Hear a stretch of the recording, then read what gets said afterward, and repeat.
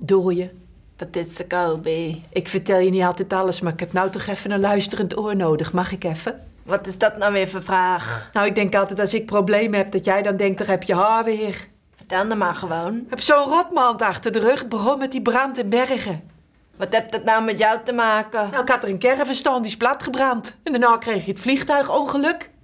Wat heeft dat nou met jou te maken? Nou, ik had een Pool ingehuurd voor een korte verbouwing en die is toen teruggegaan, want dat moest voor de herdenkingsdienst van zijn eigen president, snap je? En de komende 2 jaren zit die vol. Nou ja, en toen kreeg je nog de vulkaanas. Nou, wat heeft dat nou met jou te maken? Nou, mijn man en ik hadden voor ons 25-jarig huwelijk een lang weekend Madrid gekregen. Maar ja, de annuleringsverzekering die dekt geen vulkaanas. En als ik dan alles bij elkaar optel, dan denk ik, wat heb ik een rotmaand achter de rug. Dan denk ik, ligt het nou aan mij? Als jij dit nou allemaal hoort, wat denk jij dan? Dan denk ik, heb je haar weer.